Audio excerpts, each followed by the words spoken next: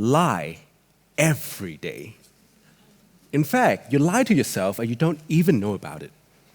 We often overestimate our ability to control our thoughts, feelings, and behavior. That is why you don't know yourself as well as you think you do. And today, I'm going to tell you why and how we can know ourselves better. And maybe this may help us make better decisions in a world filled with misinformation and ever-growing choices of products. Let me give you an example and ask you this. On a scale of 1 to 10, 10 being I really care about it, how much do you care about buying sustainable products? Now, statistically speaking, most of you would say 7 or above. However, when we show people different products at a consumer research lab at Curtin University here in Perth, eye tracking data shows that more than 40% of people pay little to no attention at all towards sustainability information on product packaging. Facial expression analysis shows that people tend to exhibit zero increase in liking towards sustainable product in comparison to non-sustainable one. In fact, when we track the size of their pupil, we know they dedicate significantly lower processing power towards sustainability claim, meaning that people pay little attention to sustainability even though they claim they care about it. That is why my colleague, Dr. Sean Lee, and I call this the BS project. But of course, when our dean asks us why that is the case, we just say, well, that's just Billy's initial, BS, Billy Sung. But why don't our behavior match our word? Why do we lie and we don't know about it? This is because your subconscious processes in your brain plays a significant role in your everyday decision, from what you buy to whether you recycle or even to whether you will comply with that health and safety messages that you walk past every single day. Now, this is not only surprising but problematic.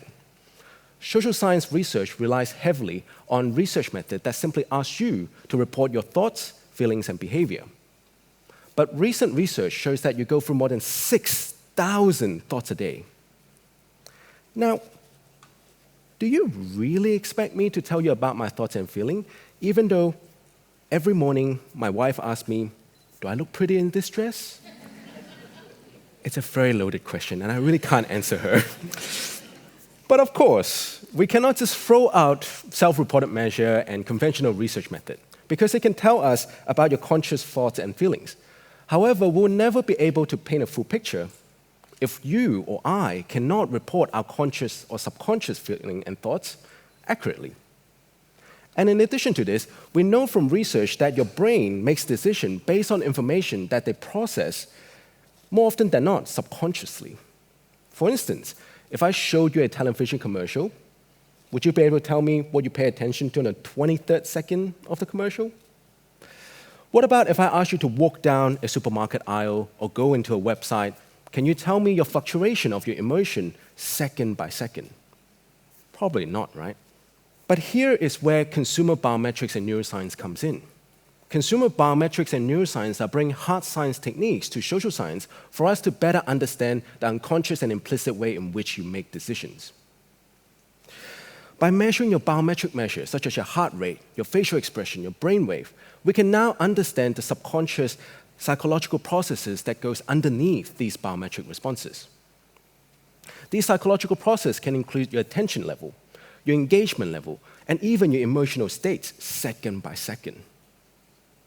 To give you an example, you know that our hand actually starts to sweat in emotionally intense situation like this, you know? Or when you are riding a roller coaster, or when you're driving back home and you suddenly realize you forgot your wife's birthday. Trust me, you really do start to sweat in those situations. But because these biometric measures can be tracked second by second, we now have a way to better understand the psychological processes that is underneath these biometric responses. Specifically, we can use eye tracking analysis to show where you're looking at, and therefore examines your visual attention. Pupillometry, or the size of your pupil, allows us to tell you how much processing power you're dedicating to the task at hand. skin conductance response allows us to measure the intensity of your emotion or stress level, while your heart rate allows us to measure your engagement level. Your facial expression allows us to measure your emotional states second by second, ranging from happiness to sadness to even emotion like disgust, anger, surprise, and much more. Brainwave headset and neuroimaging techniques are allowing us to pinpoint exactly the brain activity that governs some of your thoughts, feelings, and behavior. In fact, I can also be quite freakish and actually attach wireless sensors on your face and your body to detect the electrical signal that's being sent by your brain or your muscles that activates these biometric responses. So biometric technologies is allowing us to measure your thoughts and feelings while you're scrolling through your social media, walking down your local supermarket, or even when you are sitting back at home enjoying your Netflix movie. And this is the power of the Consumer Biometrics and Neuroscience Toolkit. By pairing this with conventional research method, we can now understand how you make decisions both consciously and unconsciously. But of course, this is still a very emerging field of research and science. So we have to refrain from over-exaggerating some of our biometric findings. And like unscientific and oversimplistic application of consumer biometrics, you do not have a buy button in your brain that I can press or track to make you pay more or spend more money. If there is, I would not have told you, and I would not be on an academic salary right now. So what can consumer biometrics and neuroscience tell us if it's applied scientifically? Well, firstly, your decisions are very easily influenced by minute changes in our environment. For instance, if I ask you to walk down a supermarket and show you these product shelves, you will probably think, don't be silly, Billy. They're quite similar. I'll respond quite similarly. But our research is showing us that you will pay significantly more attention to the product shelf on the right because of the lower stock level. In fact, you will like it more, and you'll be more willing to buy that product. And this is your innate desire for scarcity, as evolution have defaulted our brain to pay more attention to, and therefore are more likely to value scarce resources.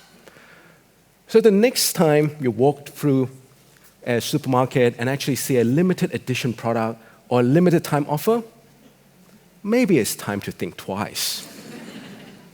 We could even look at other application of consumer biometrics. By knowing these effects and other similar effects, we can now start to prompt more sustainable decisions, more healthier decisions, or perhaps better decisions. But secondly, consumer biometrics and neuroscience are showing us that your decisions are based on salient associations that have been triggered both consciously and unconsciously. And these mental associations can be used as cognitive shortcuts for us to make more efficient and faster decisions.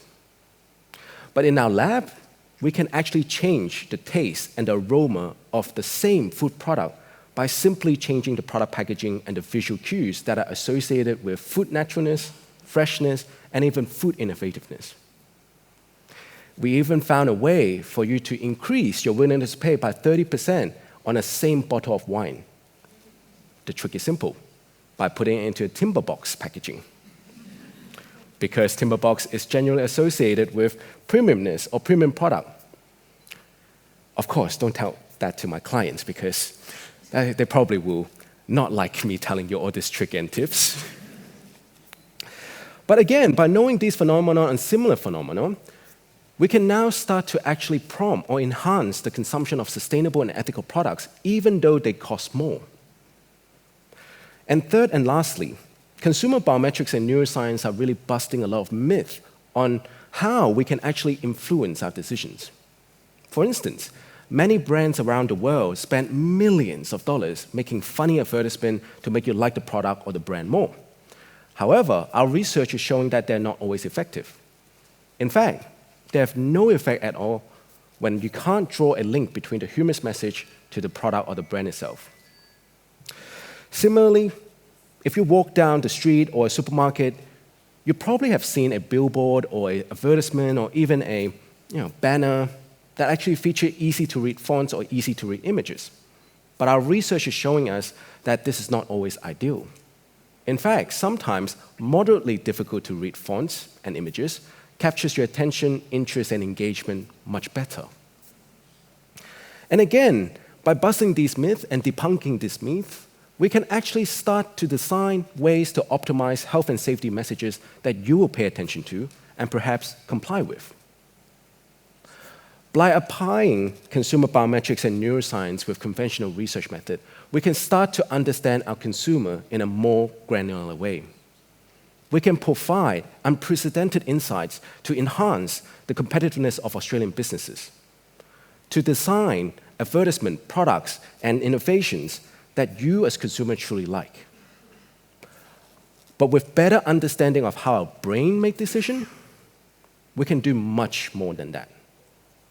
We can start to use this evidence-based approach to help consumers make better decisions, to understand why people believe in misinformation and scams, to prevent them in taking punitive loans, to increase the consumption of sustainable products, and even convince them to take on a healthier lifestyle.